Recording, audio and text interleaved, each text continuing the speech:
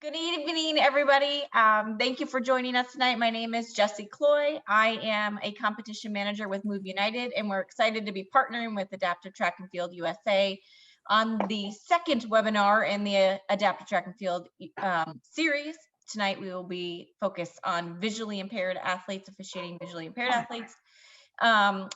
If you joined us last month, thank you. But if you're new, just the usual sort of rules. We have a lot of people who are going to be on tonight. So if you can just mute yourself, unless you have a question, that would be great, please. And then we are recording this. So if you don't want to be on camera, turn your camera off.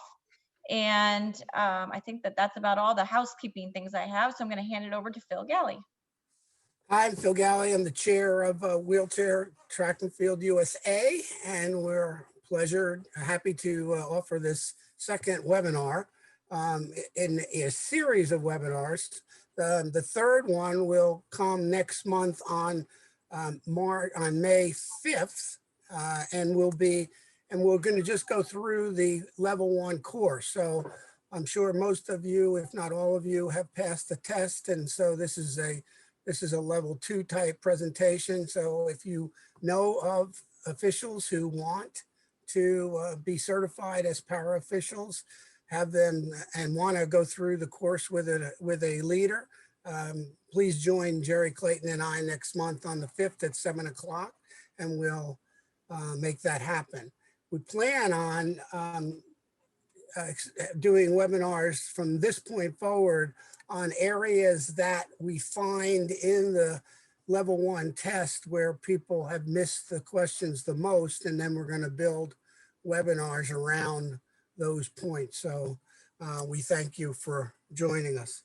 The other thing I wanted to mention before we start is that US Paralympics has posted the call for officials for the trials.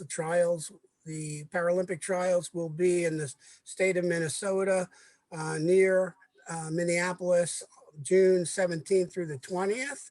And if you want to put your name in the hat, please go to the website, US Paralympic website, and fill out the form and send it in, and then at the end of April, we're going to do a review of those applicants and welcome or pick the officials that we'd like to have them join us in Minnesota. Tonight's webinar is being led by Jerry Clayton and David Waker. Both are technical delegates, ITOs for World Para Athletics and World Educators. And so with that introduction, we will start our webinar on the visually impaired. Thank you. Okay, Jerry, if you want to just share the screen, pull up the presentation, maybe from the beginning. Oh, do I have to do that? Yeah, just for fun. We'll start at the beginning just for fun. And just to always being controversial. Yeah, just to refresh, we're basically, Jerry and I are going to go over some of the adaptions for para sport that allow competition for those who cannot see. And just to reiterate, Jerry and I are both ITOs, technical delegates and educators for World Para Athletics. Jerry from Colorado, which we don't hold against them, and I'm from the western part of Canada.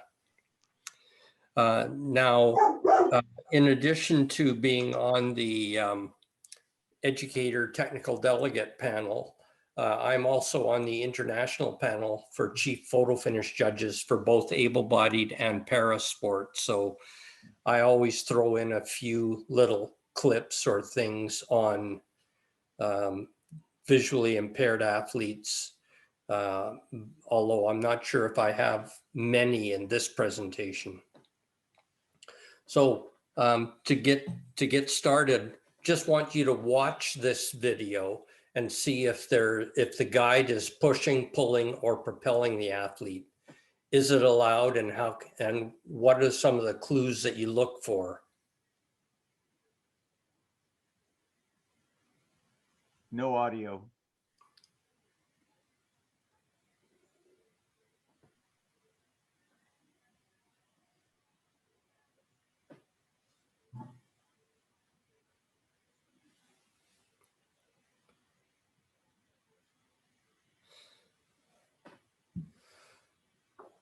Now, just to put it in context, although we're not gonna talk about, we'll show it again a little bit later, but to put it into context, it was at Rio. It was the semifinal of the T11 100 meter race, and a world record was set by the English woman in that race. Okay, so what are our learning objectives? Who are the athletes? What are some of the general conditions? Why do they get assistance and where do they get it? Understanding rule variations for those who are visually impaired, and understanding the setup of events or event sites for these athletes, in particular field event sites, because the track is the track. Okay, next one, Jerry. So who are the athletes? The athletes are basically, there's three categories, and the lowest category, probably Denise could talk more about this than any of us, but the track or field or T or F11 are totally blind. T and F12 have some sight, and T and F13 have some impairment, but not much.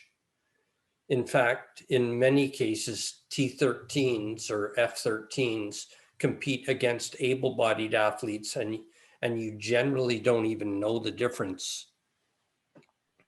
And that's just a simple way of looking at it, so to speak. So the general conditions for T or F11 are that they must wear eye patches to cover their eye cavities. So that's the where the eye socket is, that has to be covered.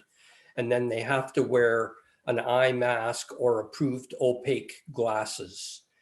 Now, it's important to note that the athletes are responsible for providing their own, not officials and not the LOC, but you will find some call rooms will end up having some of these products in their kits, because sometimes athletes show up without them.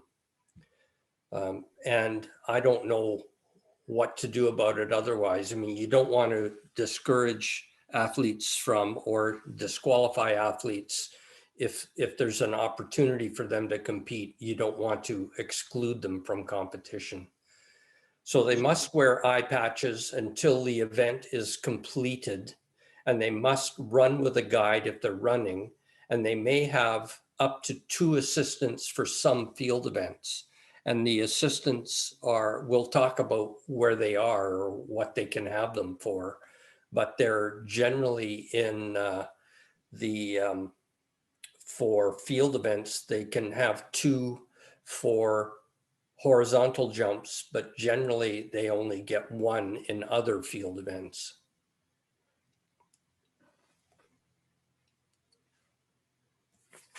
Okay, and so the next slide will show, well, this is a reiteration. This slide, the next slide shows what the eye mask and the eye patches look like. And this I have to thank my colleagues in the UK, as I've stolen this slide from them. So they must wear the eye patches, which are those 2 devices or pieces on the left. Plus they have to wear an eye mask or approved opaque glasses, which the eye mask is on the right. Okay, and then for T12, they have the option of running with a guide. And if they do, they must use the tether and they must use it properly. And the guide cannot finish before the athlete. And this is one of the few areas, which is the finish of the race, where a non-referee actually has the authority to disqualify an athlete. And that is because the photo finish person has the equipment with the accuracy to determine whether or not the guide finishes before the athlete and therefore can disqualify. And that's for all classes, right, David? Yes, for all classes, but in fact, T11, T12, where the guide can't finish before the athlete, that's where it becomes more important. There's another area which is with the tether that the photo finish people can actually see the tether and whether it's attached when the athlete finishes the race. Now, T12s don't have to wear a mask, and they also, like T11s, they get 2 lanes to compete in, even if they're not running with a guide.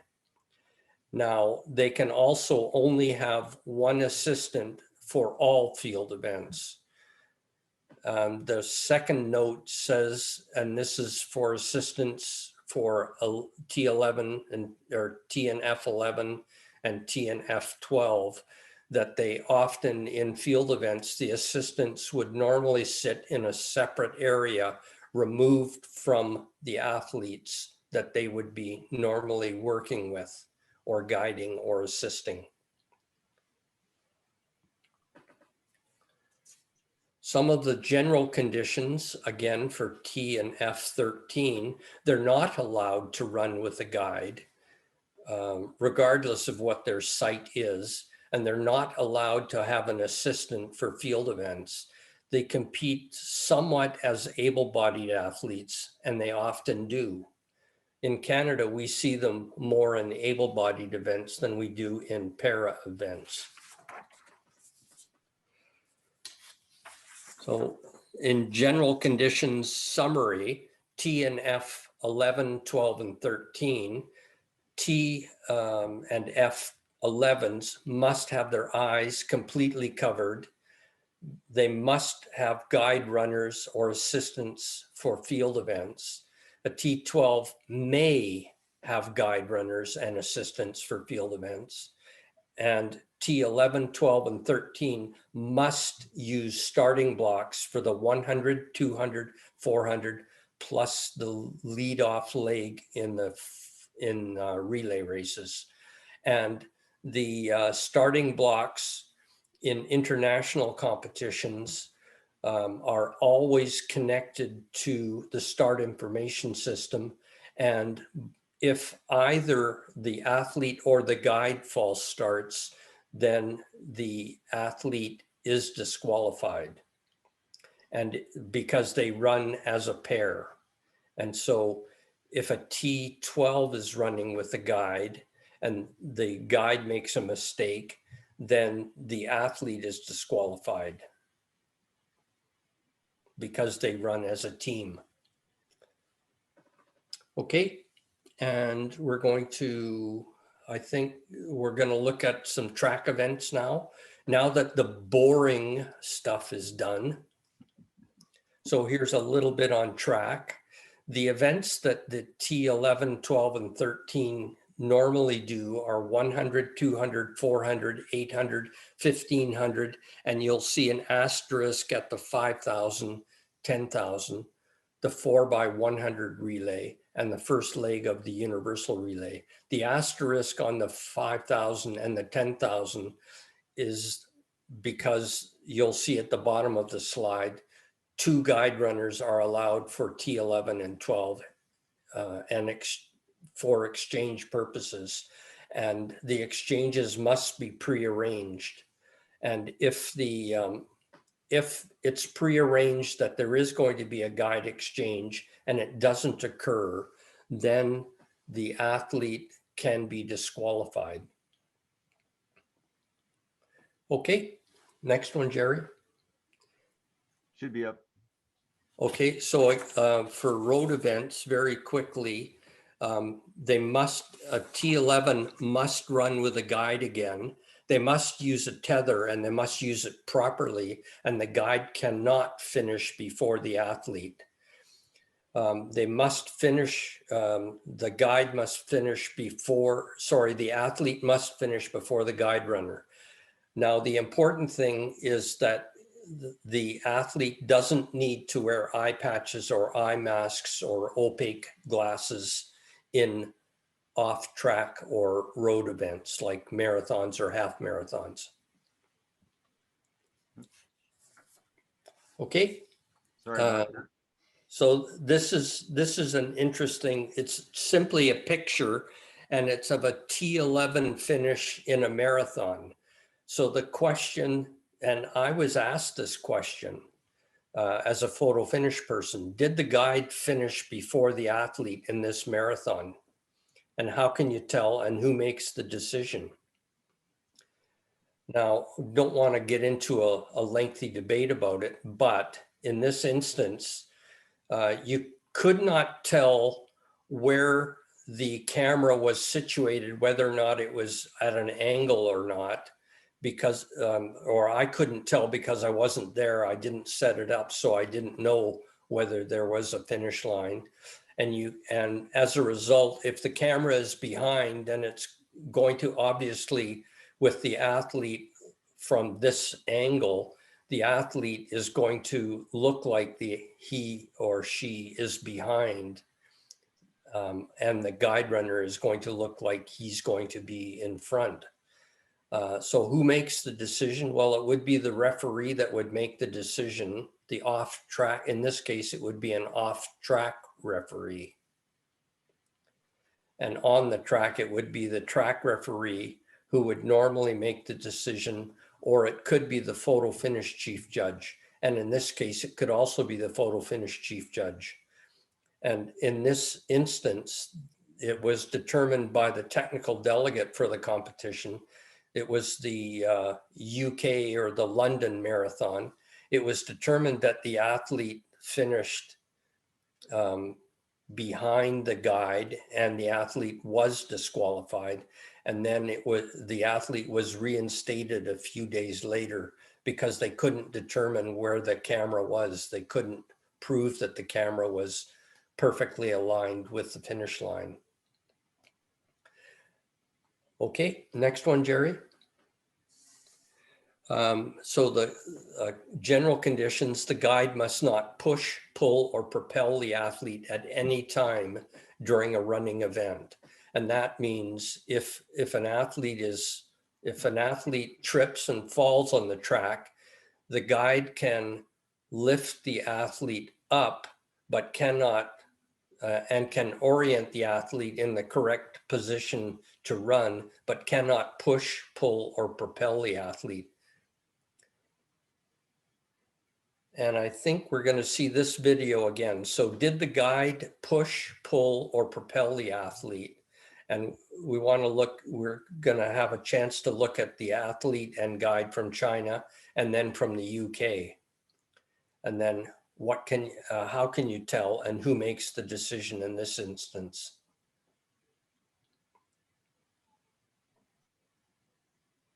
So we'll show it a couple of times.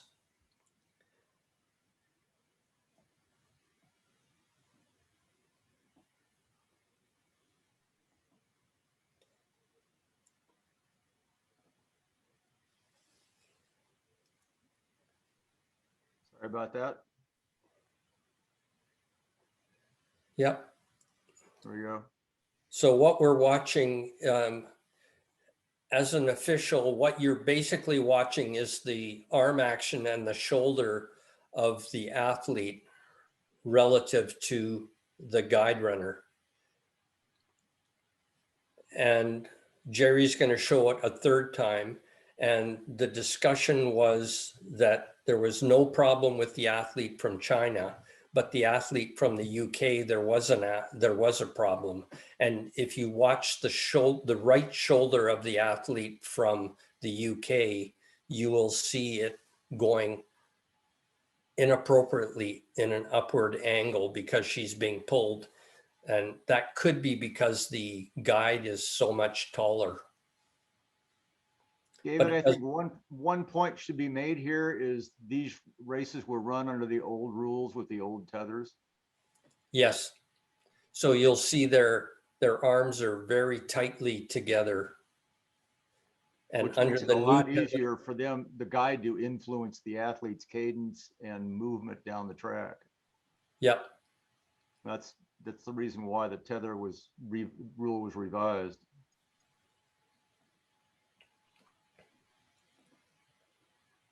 So now we're going to watch the right shoulder of the athlete from the UK, Her right. her right.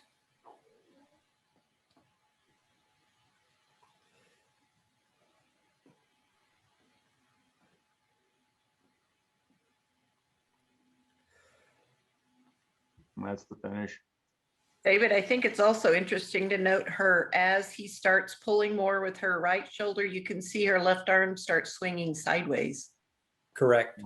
Mhm. So how can you tell? And in this case, See right there how her shoulder is forward. yep, He's got her arm and he's kind of pushing the arm forward, and it's pulling her shoulder up because he's a tall guy, but also forward. right.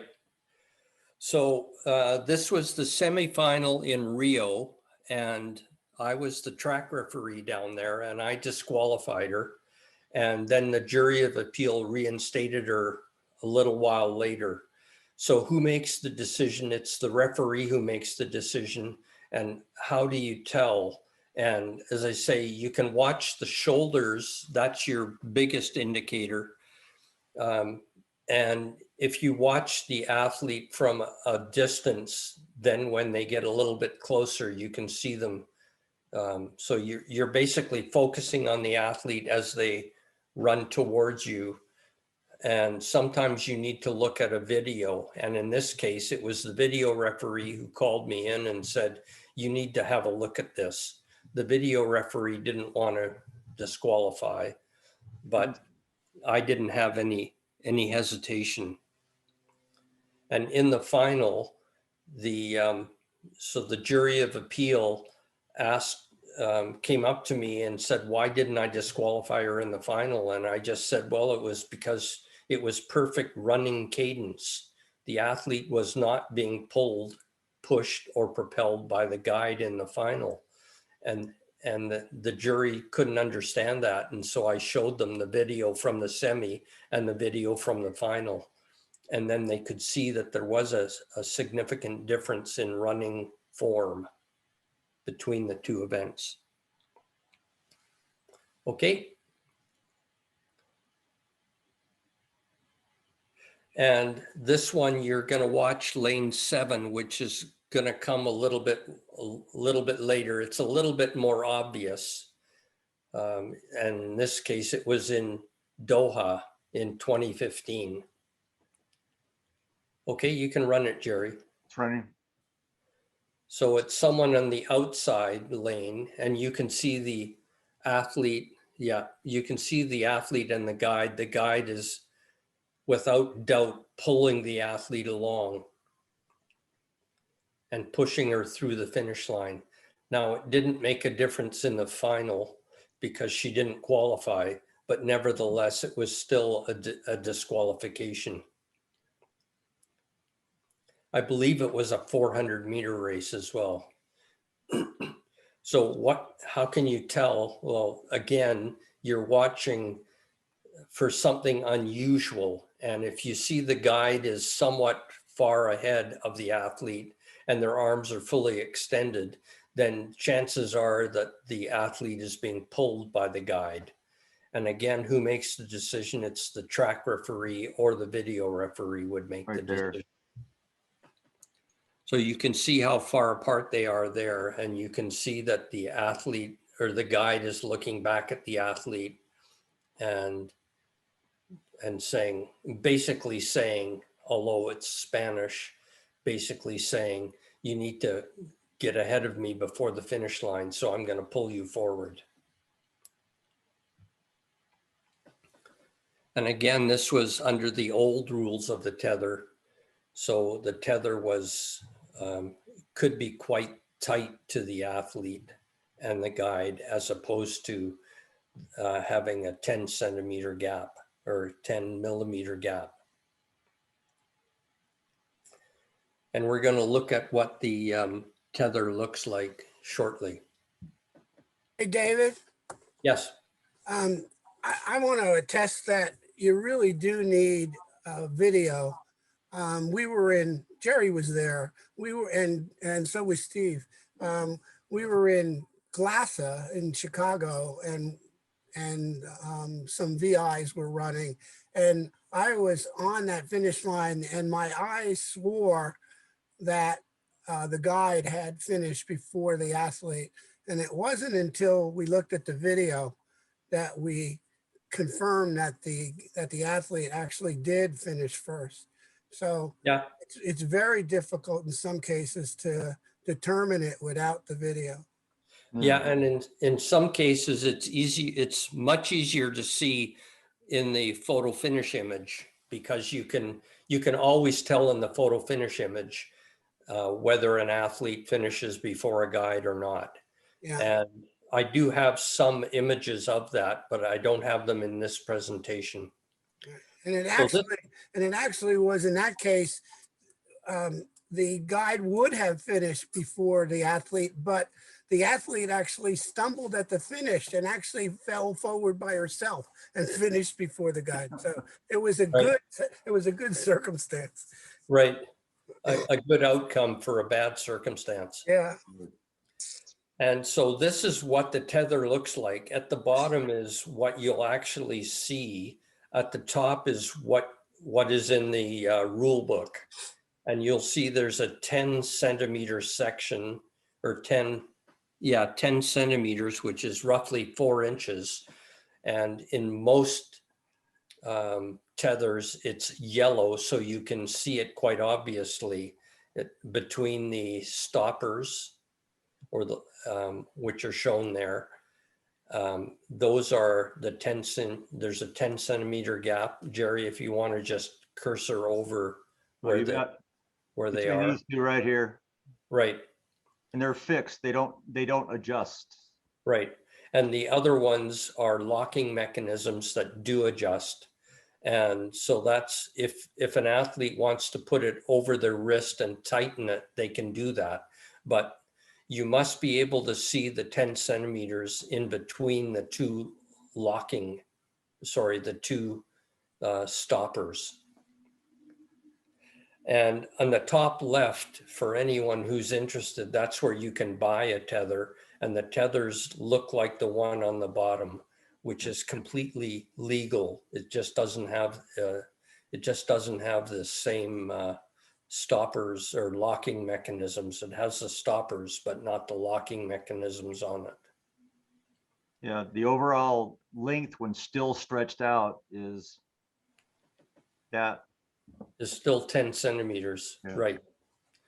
Now, what's also interesting is that for track events, the maximum length of the tether, so that's from tip to tip, is 30 centimeters. And for road events, it's 50 centimeters. You're allowed a little bit more in road events or off-track events. Okay, next one, Jerry.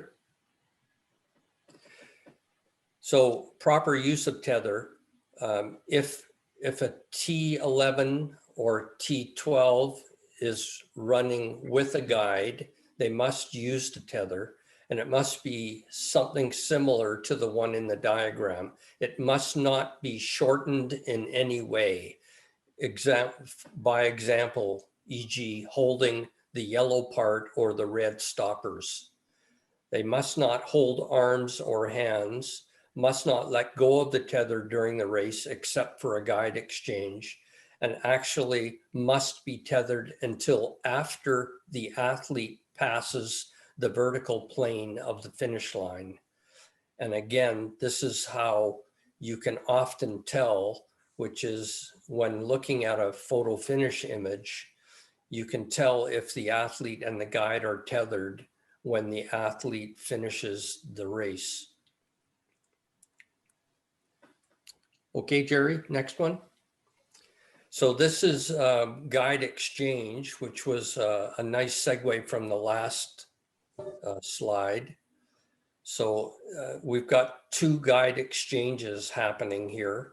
This one, and both are from Rio. For the uninitiated and maybe your first time watching this in 4 years, maybe your first You time. can see the athlete or the guide coming in, and you can see him just grabbing the tether. Off the guide. And again, this was the old rule, the old tether.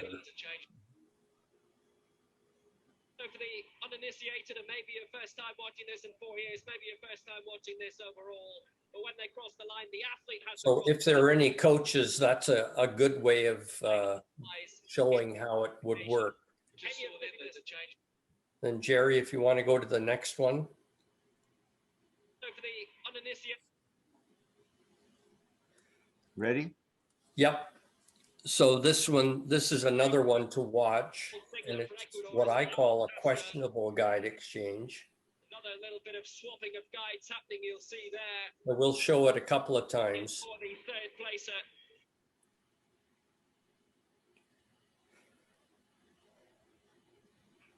So you can see the guide off to the left and just starting to run, the guide coming in.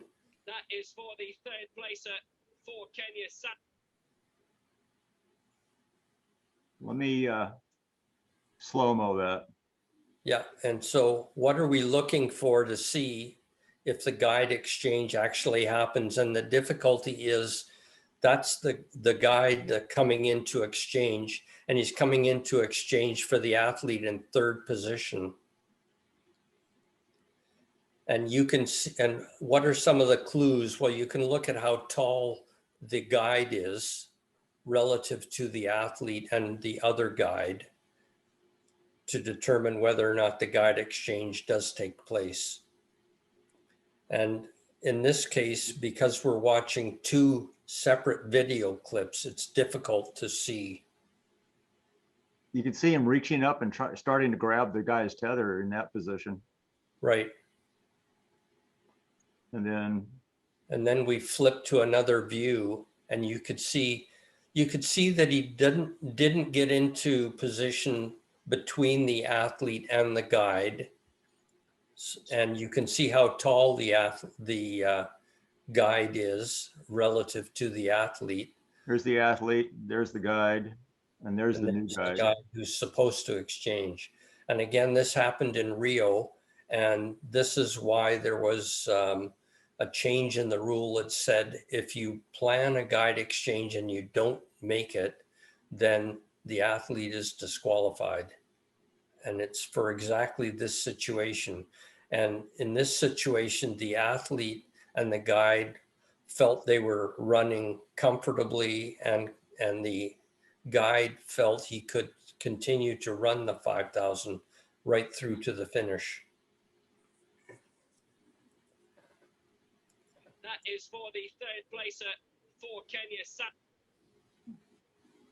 Okay, carrying on. So I guess maybe these are questions for you. Did the guide exchange happen? And in my opinion, it didn't. And what do you look for? And so, as I say, what I would look for, or in terms of clues, or how tall the guide is who's coming into exchange, whether or not the guide gets between the existing guide and the athlete to do an exchange. If you see a good one, then you can see what it should look like, which is where they run between each other, and then the new guide just picks up the tether and carries on. Okay, we'll show it one last time. You can see the new guide is just now running into the picture. That is for the And then he runs out. So are there any questions? So you may want to unmute yourselves if you have any questions about running events for T11 12, and 13 track events.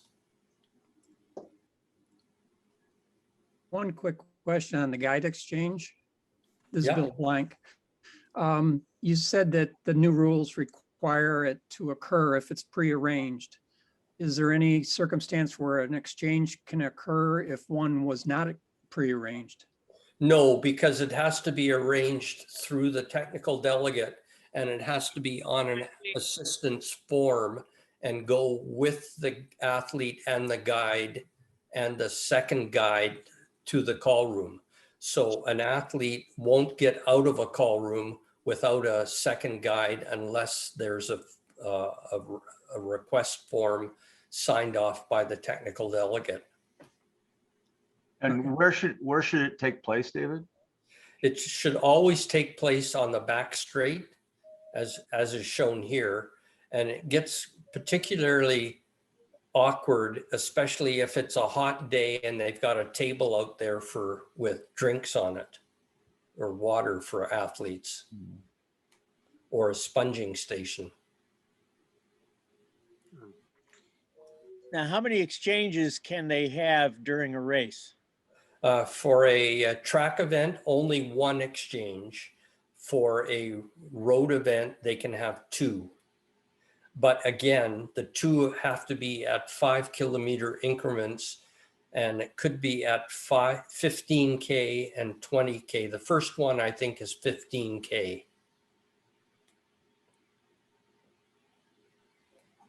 We should also point out that according to 144.3, that if it's a track event, it has to be 5,000 meters and greater. Gold singlet for Ecuador is Darwin Castro. Correct. It's got to be 5,000 or greater. You'll see there. That So is on the track, it's 5,000 meters or 10,000 meters.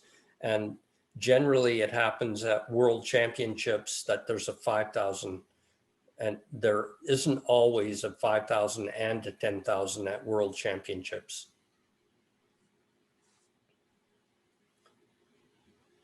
Okay, if there are no other questions right now, we can move to field events, and Jerry is now going to take over.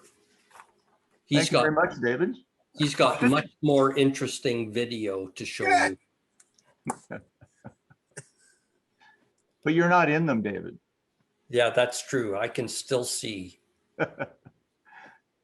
So thank you very much. We're going to try and do a run through here of some of the more important rules as they apply to visually impaired athletes in field events, which for the 11s, 12s, and 13s, they include long jump, triple jump, high jump, and the 3 throws, shot put, discus, and javelin. You notice that the long and the triple jump are considered T events now. That happened in the last quad. We refer to them as the athletes as T11, T12, T13 in the long and triple jump, and that's how you'll see them on the heat sheets. And it's because they're running on a runway that ends in a sand pit. So if you were to consider it's just a runway, then you'd think, well, how come javelin isn't a T event? And there's no excuse for it, in my opinion, but there's a lot of debate about why it's not a T event. Thanks, David. Okay. One thing also is that you're going to have assistants out there with the F11 and 12 athletes in the throws, of course, and in the long and triple jump. For the F11s, in those jumping events, they can have up to 2 assistants. Those assistants can be one on the runway to help orient the athlete before they begin their sprint down towards the landing zone. And then they can have another one, what we call typically is the caller. They're down at the end of the runway on the other side of the toe board, vocalizing so that the athlete can continue to have some sort of vocal orientation where the center of the runway is. The F12s can have only 1 assistant, primarily because they do have some visual acuity and are able to see a little bit more of their surroundings and can do a little bit better job of centering themselves on the runway, but they still typically can have callers. For throwing events, the 11s and 12s can have only one assistance. So they follow the same assistant rule. The assistant, however, can go out into the sector once they orient the athlete in the circle and vocalize out there, again, orienting them so that they know where a good release point is to be able to throw the implement towards that vocalization. You as a judge, if you think that the assistant is out there in the sector in a very dangerous position, you have the right to ask him to move to a safer point. But again, they're going to be out there trying to serve as a little bit of a target for that vocalization. Typically, they'll move out of the way very quickly and not impede with any kind of judging of the landing. In the bigger events, we're all going to have media out there with cameras. And one point that we'd like to make is that, you know, we want the world to see what's happening in our events. So we often like to think that, well, we can perhaps move a little bit and still have a perfect position to be able to judge what's going on in the event and allow the cameras and the media people to be out there in a safe position, of course. It's up to you as a judge to be able to discern whether or not you think everybody is in a safe place, and that includes the camera people. You know, we can move on to the next one. For the F11s and 12s, before the trial, when the assistants are orienting their athletes, they can use voice and touch. However, once the athlete has run down the runway or has thrown the implement, they are not allowed to touch the athlete until the athlete has either exited the jumping landing area, the throwing circle, or the runway properly. So in a throw, the athlete spins, does the throw, the implement lands, and it's judged good. Expect the athlete to be able to turn around and walk out of the pit. The guide or the assistant is not allowed to reach in and touch the athlete and help physically guide them out of there. When the jump is completed and the athlete is in the landing zone in the sand, the assistant may not reach in and grab the athlete and help pull them out and orient them to leave.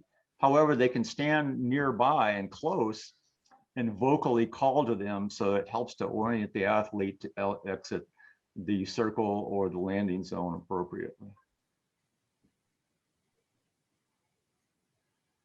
And here's a nice little cartoon of the landing zone. And we're going to talk a little bit about how do you judge what's good and bad about a visually impaired jump and what's unique about it. Let's start with what we've perceived to be a safety point. This is the landing zone.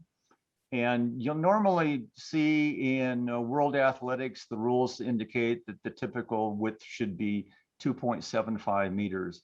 For the visually impaired, we think the risk is a little higher, and we'd like to see when events are facilities are revised or initially put in, we'd like to see them have a 3.5 meter width runway for safety purposes.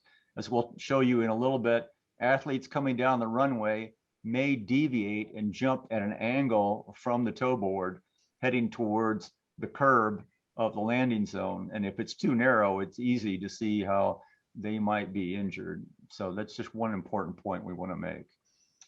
For the visually impaired, the T11 and 12s with guides, the toe board now is not 10 centimeters in depth going down the runway. It's now 1 meter long.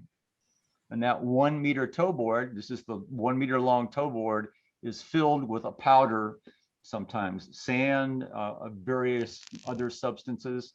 People typically try to use things that if they get wet in the rain, they don't get sticky and gooey on there and make it slippery. The reason is there's an imprint in the powder when the athlete plants their foot and makes the jump. And then when you measure, as you can see here in C. You measure from the toe of the imprint in the powder out to the landing point that's closest to the toe board. So there are 4 different landing possibilities. We're going to go through them real quickly here. You can see that A here is a typical foul. This is the scratch line on the toe board. So if they're beyond that line, then they are a foul, just like normal. It's no different.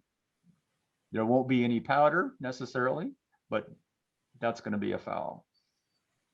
If the athlete, and remember these athletes cannot see this 1 meter long toe board, that's why it's so long. If they should make their final foot plant and jump from behind the back of this 1 meter toe board, the question becomes, well, what do you measure to? There's no powder back here. Well, the rule says that we measure from the back line of the 1 meter long toe board, no matter where that foot plant was. C, we already talked about. The imprint is in the powder, measured to the toe of the imprint.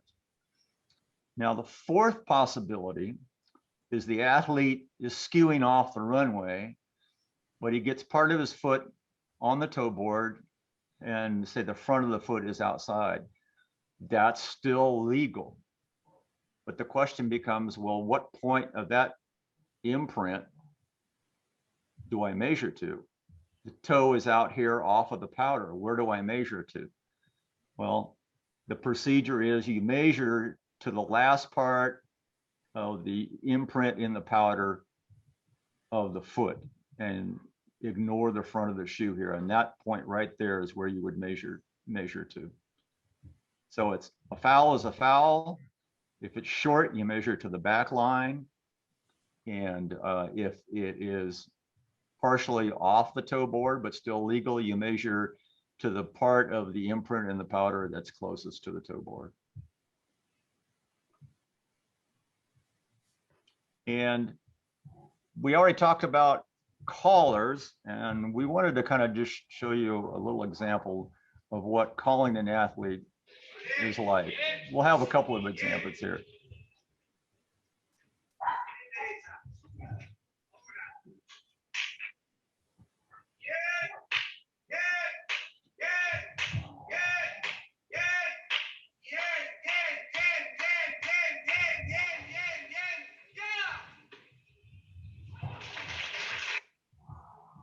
So you could hear that the guide right here was leaning over, and I'll show it to you in a second here.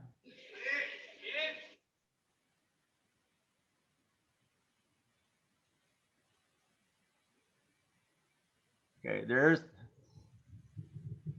the guide. He's clapping, he's calling, helping the athlete stay, and he does a really good job staying pretty much in the middle of that runway. And there he comes, and the guide almost touches the athlete. So that wasn't a very good job, but that's what he's supposed to be doing. He's supposed to be getting out of the way at the last second so that the athlete may make a clean jump. And you can see there's his footprint in the powder. So from this viewpoint, it looks like it's a perfectly fair and clean jump off of the 1 meter toe board full of powder. They're going to measure, whoops, I didn't mean to do that. Yeah, it's not sticking. But anyway, that imprint is right here, and you're going to measure to the part of the imprint that's closest to the landing zone.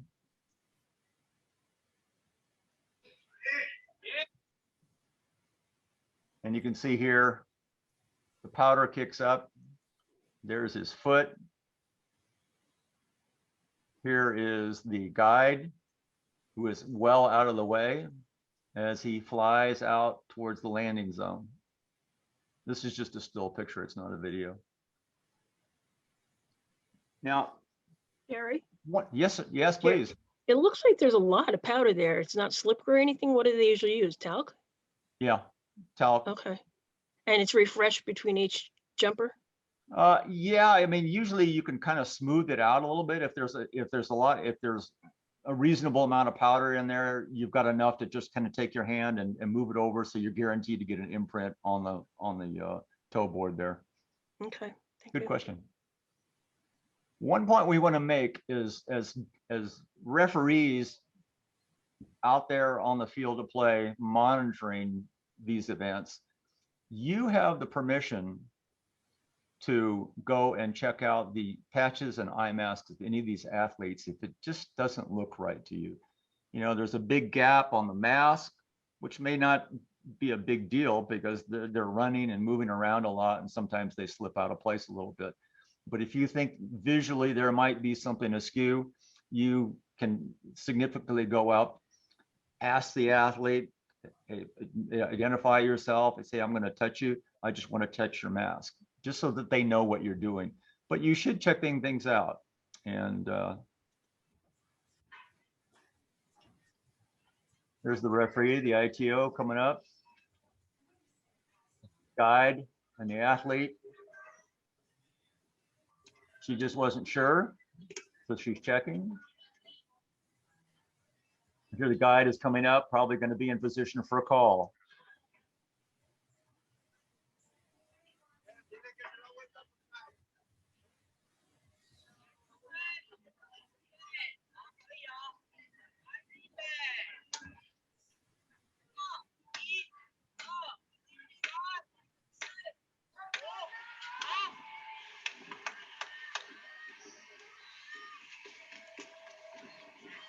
That's just a run through.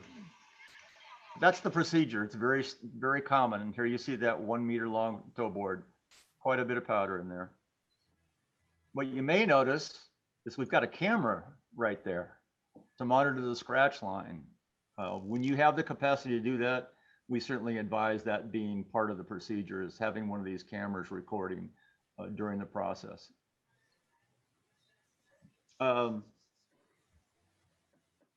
Oops. Try and go to the next one here. This is an interesting one, and I want you to pay close attention to the video. I'm going to play it a couple of times, and then I'm going to ask you a few questions. This particular athlete is Lex Gillette from the United States, one of our better athletes. You can see an earlier jump there.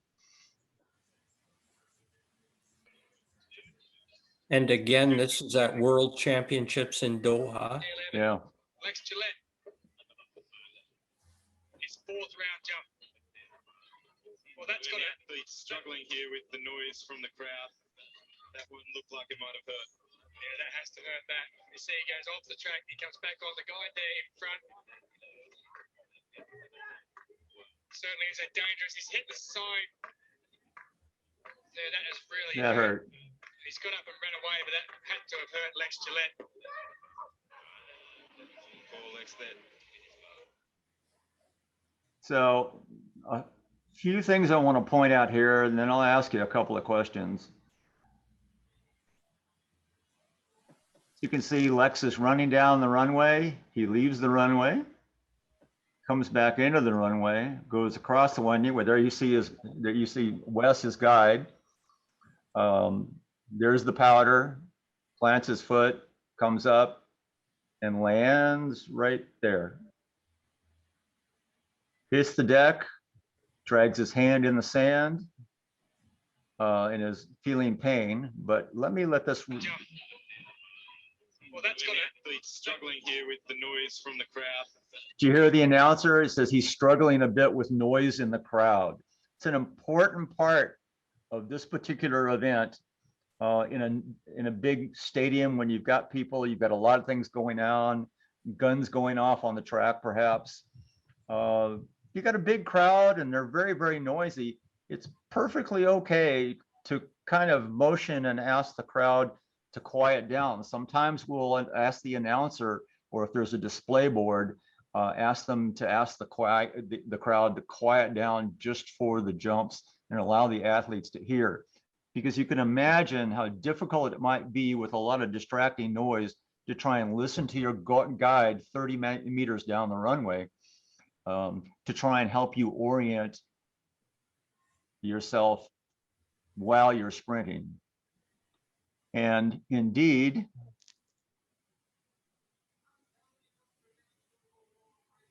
it's really noisy. He's trying to listen to Wes. Goes off one side, goes out the other side, and lands. So let's see if we can move to the next. Jerry, Yes. could his guide have somehow gotten him to stop and start over before he jumped? Yeah, he could have. Okay, so they still have the 1 minute time limit? Yes. Okay, He can stop before he jumps. After he jumps, he can't turn around and come back. right. No, it's a great question. Great question. And we didn't address it. But the athlete, fouled or not, I mean, everybody's going to probably have an opinion on that one way or the other at this point in time. We've shown the video a couple of times. We'll show it again too. So the first question is, did Lex foul during the run up on the runway? So did he foul during this phase before he comes to the toe board? No, because you can run outside the runway. Correct. Rule 28.3A indicates that you can run off the runway. So the next question is, did Lex foul on the takeoff? Did he scratch or do another error? Here he comes. He's off the runway. He hasn't hit the toe board yet. There's his final footprint right there, well outside that 1 meter toe board full of powder. So indeed, yes, he did foul on the takeoff. Rule 28.1D. There's the view. There's the view. Foot plant, bang, jump, landing. If you'll notice, he landed completely outside of the landing zone on the deck. So indeed, according to rule 28.1D, he fouled there as well. So by doing this, we're just kind of showing you that fouls and errors can occur at different points of the long jump and triple jump, of course. Normal landing rules apply. Something to kind of keep in mind when you're judging these. I personally find the long jump fascinating, and they're just really exciting to watch. When you see when somebody like Lex execute a really perfect jump and come out there towards 7 meters, it's pretty exciting to watch them fly.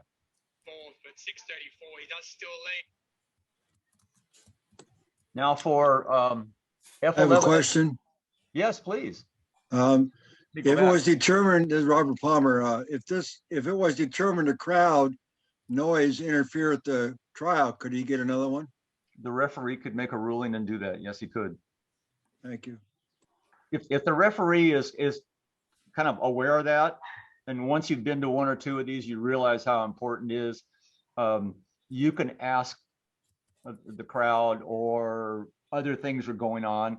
Sometimes the referee has the ability to, if they've got a big track event and they're about to fire the gun, they'll hold the event until the event is started, just so that kind of distraction doesn't occur when the guide is trying to orient their athlete. The classic thing that I recall was at the London Paralympics in 2012. You've got 85,000 people in the stands, and we were out there running the long jump, and David Weir, who's the hero of Great Britain, was about to start the 400-meter event, and you've got all those people screaming and yelling and cheering for him, and you can imagine how difficult that might have been for any of those athletes to be able to hear their guides. So indeed, what happened? Several of us kind of raised our hands and kind of bowed, and kind of giving that motion of just kind of quiet down a little bit. The announcer got on the PA system and talk to the crowd and as to why we're asking them to do that. So we're educating the crowd. And then they put it up on the billboard. They wrote a big shh. And sure enough, what happened? The stadium went practically silent. It was amazing to see. But when you're working out there, you have the ability to do this. It's for the athlete. We're trying to provide a situation that's optimal for the athletes to perform. Jerry? Yes, please. Yeah, this Jack. Yeah. You make a good point there, and that was a good question. The T11 long jump is a wildly popular event for the spectators. Yeah. So you want to get maximum exposure, but like you said, there's a lot of noise a lot of times in a full stadium. So a decision that has to be made at some point is, do you want to timetable the event when there are fewer people in the stands? Sounds like you handled it very well, getting the crowd to be, more quiet, to respect the silence that the jumpers need. But it can be timetabled earlier in the event when there are fewer people there, but then the spectators miss it. So, just a problem that needs to be figured out ahead of time. Oh, for sure. That's a great point. If you can figure out how to do the long jump in a time where you're not competing with something like a big event on the track. Yeah, absolutely. And what happened later on, as soon as people saw the long jump starting, the crowd quieted it without any kind of prompting at all. So I was pretty impressed. Hey, Jerry, another question? Yes, And please. maybe you're going to cover it, but in more detail, but are there limitations on where the guides can stand relative to the takeoff board? They can't stand in the landing zone, but they can stand up near the toe board. Typically, they'll stand in front of they'll stand on next to the toe board, between the toe board and the athlete as they run, instead of between the toe board and the landing zone. Mm-hmm. I see more and more guides standing to the side and leaning in and pointing their head towards the athlete so that they're not standing there and have to jump out of the way. It's a little bit easier to just pull your torso out of the way as the athlete approaches. And again, I just see that occurring more and more with some of these guides. It can be dangerous, that's for sure. Just a clarification, in that instance where it's determined that there's substantial audio interference that is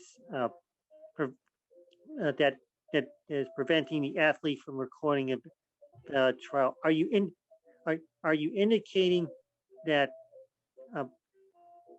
where it's a trial results in a foul, that that particular situation, the athlete does not have to lodge a protest, in order for the referee to make a decision that because of that circumstance beyond control, that the athlete shall be allowed another trial. Yeah, no, you raise a really good point there. Because normally, to be in any other instance, to be to get such a ruling that the athlete or the delegation must first lodge a protest. You're indicating that this is an instance that it is not required that the athlete or the delegation lodge a protest in order for the referee. No, delegate to make that decision. He does not have to wait for that to happen. If you see an external influence on the conduct of the event, you have the right as a referee to make that decision. The athlete retains the right to protest that the folks running the event, the team and the referee did not maintain the event in such a way that it interfered with them to be able to perform. And I have seen that happen, not very often, I think once or twice, that something like that was protested. But it's difficult to do, and you just have to use a little bit of common sense about what's going on. Certainly in a smaller event, it's less of an issue. as Jack pointed out, timing is a really big issue. You have a big track event running right next to the long jump pit. That can be a problem for sure. Thanks for asking that question. That was great. Appreciate the clarification. You bet. For 11 and 12s, the rules for other field events are really not that terribly different from what we normally expect. We pointed out a couple of reasons where there's a little bit of difference than before. There's going to be one on the next slide here for sure. Another thing we want to point out is the implements for the VI athletes are the same as for World Athletics. They are certified by World Athletics. So in the high jump, things are a little bit different, as they are for many other classes that we're not talking about today. In the high jump, an F11 athlete may walk up to the bar and reach out and touch it. You can see why having that perception with your hand and your arm where that bar is in terms of height and position would be really, really useful. And we allow that. Should the athlete come up and touch the bar and inadvertently dislodge it from its perch, then that is not a foul. The judges will grab the bar, put it back up there, and the guide will help reorient the athlete to begin their jump. For 12 and 13 athletes, it's a little bit different. We don't let them touch it, but they're allowed to place some small item on, lightweight item on the bar, you know, maybe a sock or a very small flag, because remember the 12s and 13s have more vision than the 11s do. And this allows them to use what vision they have to help orient them as to where the bar is when they make their approach to do their jump.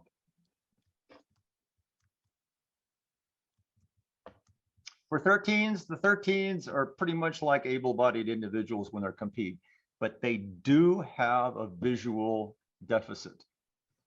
And that's why there are 13s and they're not competing as able-bodied individuals in other events, other than like we talked about earlier that when David was talking. No assistants are allowed for the F13s, except for the assistants we allow them to be able to come up and place something on the bar to help them see that. That was the slide just before this. Any questions that we haven't already addressed? I'm happy to address them. Or David, please. Well, specific to the high jump, where that assistance by the athlete is elected, either the touching the bar, placing the visual bar, is that supposed to be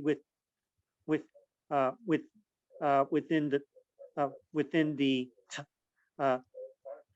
time clock for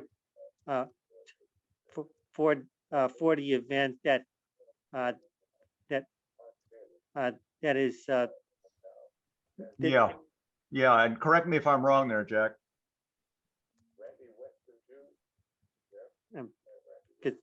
Yeah, once the clock starts, the guide has the time to help orient them. Typically, they'll do a walkthrough first when they're setting up their points, and do that in advance.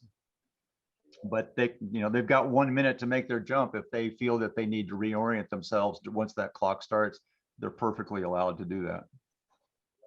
Yeah, I'm emphasizing that case. The reorientation would also include, as described, going up and touching the bar and or placing the visual aid that you're indicating. Yeah, right. That doing such is considered within technically within the time allowed for the trial. Yeah, that can happen during the time of the trial. They have the guide, and the guide is allowed to be with them. That help? Well, wanted to point out that clarification because it's a little more evident in common with the guide process, the long jump because obviously the guide or guides are Sure, it's an entirely making different situation. orientation and Yes. calling while the clock is on and the time is running in the long jump. Yeah, it's the just way like the always. rules- You can restart your run up. Yeah, the way a specific rule is written, it doesn't necessarily make it clear for the make it clear with a high jump, but it sounded that because it's the same type of Sure. distance Sure. that it falls that falls under the same matter of clock operating for high jump, just like the long jump. Yeah.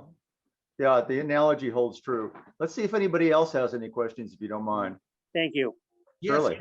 can you talk about throwing ring events as far as assistants and the athletes and along with the javelin? In the throwing events, the 11s and 12s are allowed to have only one assistant to go with them. The process is typically that the assistant, say for example, in the discus, the assistant will guide the athlete into the cage, and the assistant may escort the athlete into the circle. It doesn't matter where they enter the circle from. They can enter the circle, and they will usually orient them. Often you'll see the athlete hold their hands together, pointing straight in front of them, and then the guide will kind of focus them down to the center of the sector. And then the guide will back away and leave the circle, leave the cage, and go out into the sector and find a position typically well beyond where they know the athlete is throwing, and begin to vocalize, clap their hands, call. Everybody's a little bit different. And then once the athlete throws, that individual must move out of the way so that the officials can make a judgment as to how good the landing was. And most guys that have done it a little bit, they know they need to get out of the way, and they're quite good at it, and they don't interfere at all. And Does that then help? do the guides come back and escort the athlete out of the back of the circle? Yes, and they cannot, remember, as we talked about before, they can't reach in and grab the athlete by the hand and pull them out. They can stand behind the circle and then call to them, which helps orient the athlete to point towards the guide who's standing behind the circle and walk straight towards them. Once they put their foot on the deck, it's done and they're fine. So And the long jump is similar. Once the athlete lands in the landing area, you know that the flag doesn't go until the athlete exits the pit correctly. Exactly. So the guide can be back there, not reaching into the pit to help the athlete exit correctly, because that would be excess assistance. But they can stand next to the pit and say, come over here, come over here, come over here.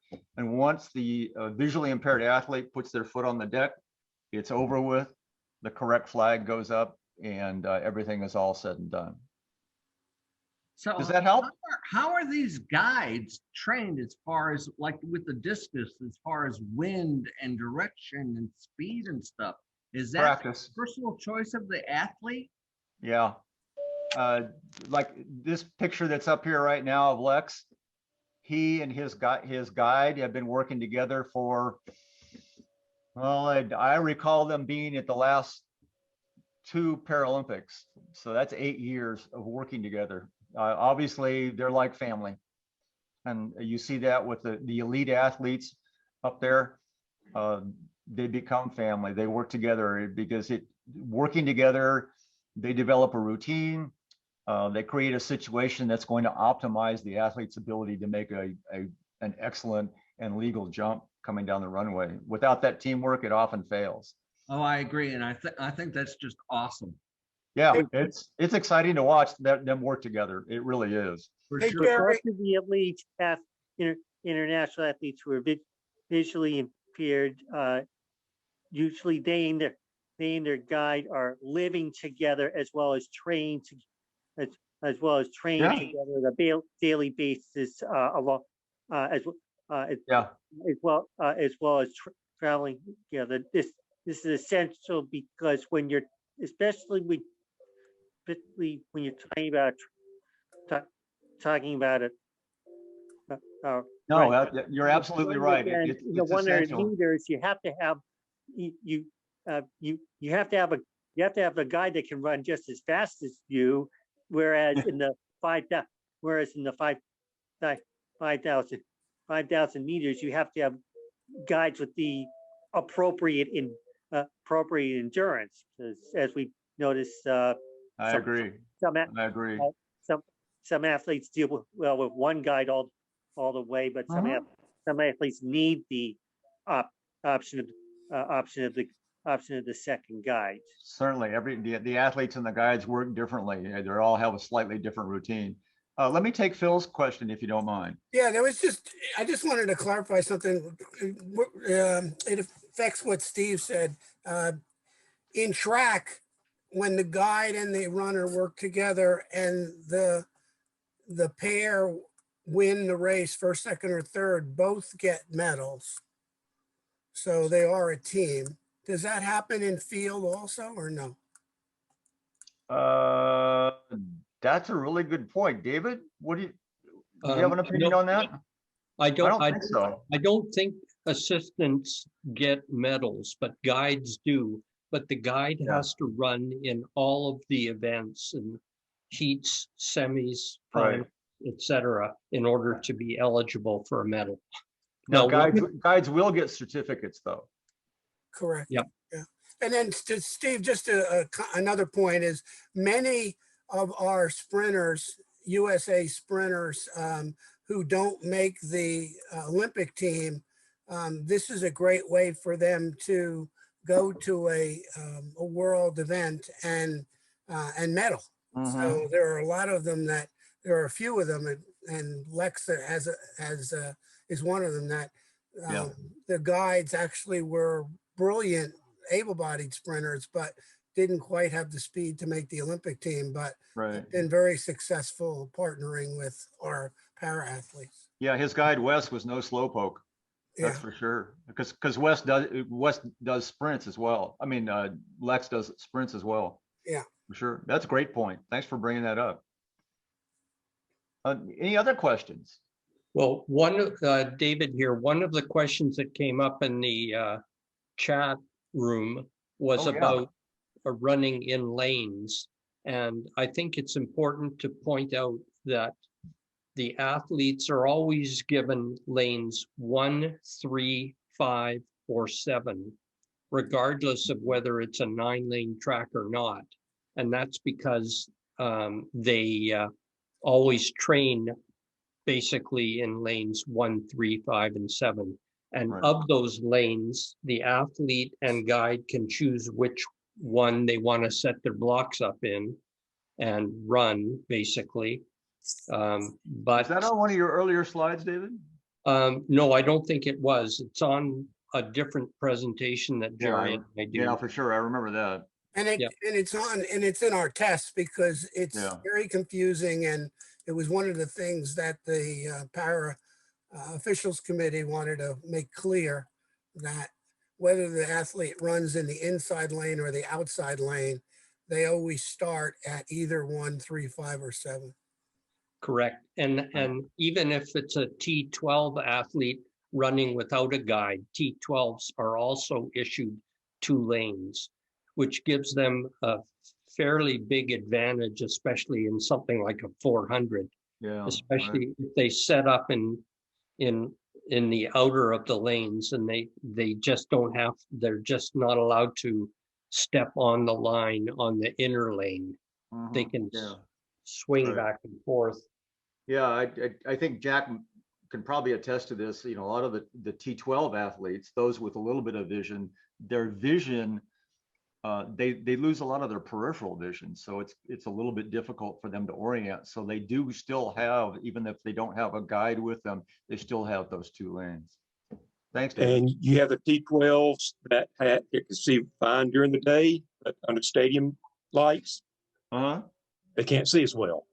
Oh yeah, sure. I didn't think about that. Jack. Like many of us as officials. Well, that's all the time though. For sure. Thanks, Jack. Anybody else have any questions? I will say that if you're sitting with that cup of coffee in the morning, or you're sitting around with something other enjoyable this evening, and something pops into your head, you'd like to ask a question,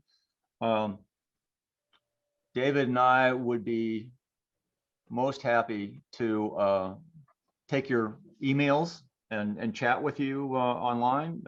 We want to make sure that we get the information to you so that you can enjoy a profitable career in officiating in Paralympics, parasport. How can we see a repeat of this video? Where the videos will be on, the video will be on and available at Move United's website, as well as Adaptive Track and Field USA's website.